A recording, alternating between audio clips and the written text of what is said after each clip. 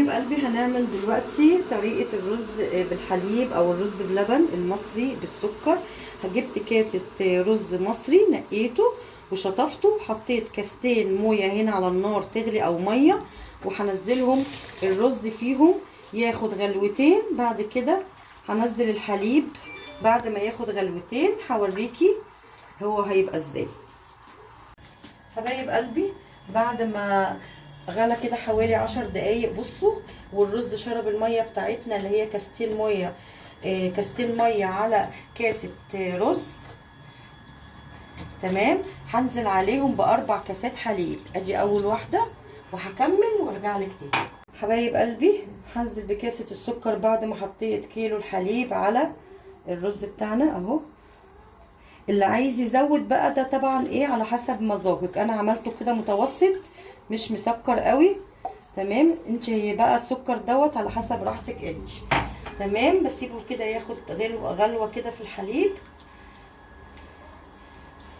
احط 3 معالق نشا اهو. ادي اول معلقه، تاني معلقه، تالت معلقه. بدوبها تمام بشويه ميه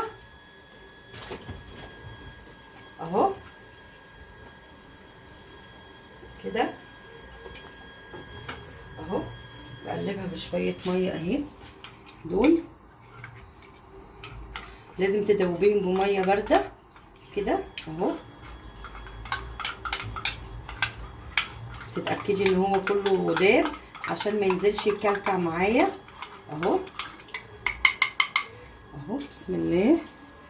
خلاص بعد كده بنزل بقى عليهم بذره فانيليا اهي، ذره الفانيليا بتاعتنا. بعدين هسيبه يستوي 10 دقايق شويه كده وهرجع لك تاني. بصوا حبايبي 10 دقايق وغلى. بصوا بقى ازاي، وشفتوا كده لقيت الرز استوى. بعد كده اغرفه وبعدين تاكليه في السقعه اللي احنا فيها دي بالهنا والشفا لولادك تدفيهم. تمام اهو يا حبايبي، احلى رز بلبن هتاكليه. انا مش بحب احط اضافات، في بيحطوا ايه، عايزه تحطي على الوش بقى زبيب ومكسرات دي براحتك. انا عملته ساده بس عشان احنا عاملين شويه ايه يعني اكل صحي الفتره دي. بس انتي بقى ممكن تحطي مكسرات، سوداني، زبيب، كل حاجه عندك عايزه تحطيها براحتك. عايزه تحطي جوز هند، سوداني مكلوش، براحتك خالص.